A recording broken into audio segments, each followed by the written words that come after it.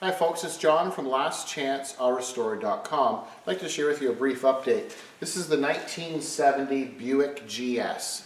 It's a big block car. Project's been on hold for a while and we're finally back on track with it. There's been extensive amount of body work and metal work that has to be done. So you can see on this quarter panel on the passenger side, we've removed all of the body filler, and we've noticed there's quite a bit of patching that's been done. The definition of the quarter panel has been lost, so we've ordered new quarter panels for it. And you can see inside here, we've got lots of bracing done. So this is really common. It's a fairly big job, but we want to do it right. So the floors on this style of car, so there's the Buick GS, there's the Cutlass, there's the Oldsmobile 442, there's the Pontiac GTO. All of that body style in the 70s were virtually the identical trunk and floor pan. And if we just kind of pan around, sorry it's really messy here, that's part of the full floor. So that's a good mark floor. It's a complete assembly that we purchased with all of the bracing and proper mounting points. So it's a one unit floor. So that's going to look quite nice when we put it in the Buick. But before we can do that, we had to do a lot of prep work. So the most important thing that we see a lot when people want to start cutting out sections of floor or a whole floor is you have to make sure the body is squared up properly. So you'll notice we've got square tubing, and hopefully this flashlight will help a little bit. So what we've done is across the lower part of the cowl or the dashboard where the door opening is, before we lift the body off the frame, we welded that piece of square tubing from that side panel all the way across to the front. We did the same thing on this passenger side where you have this bar going across. So we've welded that to the inner part of the cowl to the back part of the body. And then to make sure it stays square, you can see we have another piece of square tubing welded to that pipe coming all the way across to this front section. So that ensures that everything in the front firewall area stays square. And then we have another support bar going across the back above the quarter panels, and that's supporting or bracing that whole back section. So now we have a complete true square. Everything is squared the way it should be. The rocker panels on the outside are good. The inner rocker panels are in decent shape. So then we basically, once we had it squared up, then we started cutting away. So it's a combination. You can see along here, I think the camera person can kind of point it out, all the way along that rocker panel is all the factory spot welds. So we had to drill all of those spot welds out going all the way across. Kind of lose count, there's probably 60-ish, 60 to 70 spot welds that go all the way across here. There's 3 sections of metal that overlap here to meet the floor. There's 2 sections that go all along that bottom, along the front where your toes would be. Same thing down along that side. And then along the back there's numerous spot welds and braces, so we have to drill all of them out. And then you can see we've got it welded back in now. So we'll just show you this area and then we'll go back to the trunk section. But this rear parcel shelf, if you will, so you've got your speaker tray, and then you have this panel which basically is behind the driver's back seat.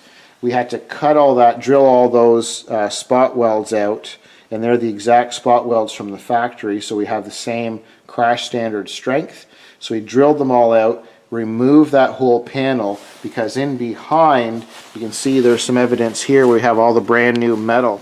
So it's double layered top and bottom. It was completely rotted, so we had to cut all of that out, make new pieces, weld them in. Once they were all welded in place, then we repositioned that back panel and welded that into place.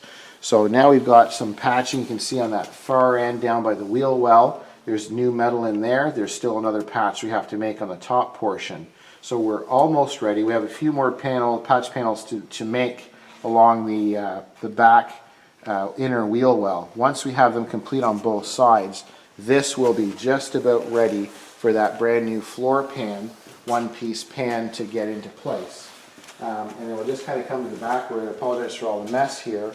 But there's been extensive metal work done to the trunk, and once again Chevelle's and GTOs, the Buicks, and the 442s, they all have this same kind of idea, and they all have these same or very similar corrosion areas. So this is a upgraded Goodmark trunk floor, and you can see the black section. So basically, if we follow along here, this is the actual trunk pan that you purchase, and then it kind of comes up and then it turns in and then comes across here. So that's the trunk piece that you buy from the manufacturer Goodmark, which is a really good quality, thickness, and all the same ribbon.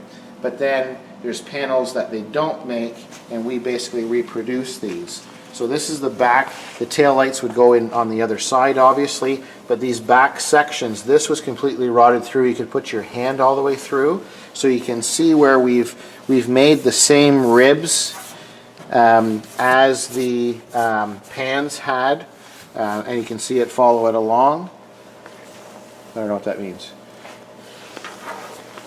I guess it's too much light according to the camera person.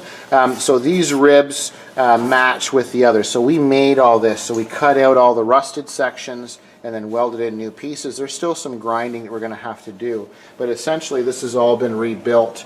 The sides have been rebuilt and the wheel well. So now if I can get my flashlight back, you can see in, I don't want strobe. So back in here you can see all the new metal in there. Once again, there'll be some more grinding we'll have to do. You see that crease or seam that goes on that inner tub?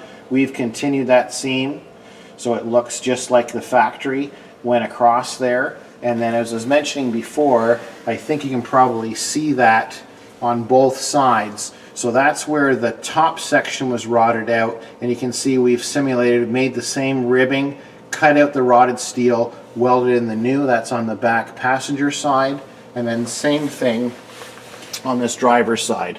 So we have the same grooves and strength, and then you've got your wheel well on that side too. There's still another patch we have to make up in there, but this is coming along quite nice. So we've got all the structure and the strength, and it looks very similar.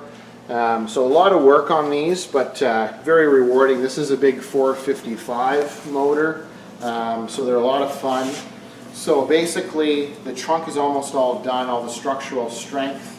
We'll continue working on the floor. Once we have the new floor in, we'll share with you another update what it looks like with the floor. And then we've got quarter panels coming, so we'll just share as the metal work continues on this. So a pretty rare car. It's 1970 Buick GS or Grand Sport 455 big block. I thank you for watching. I'm John from lastchanceautorestor.com.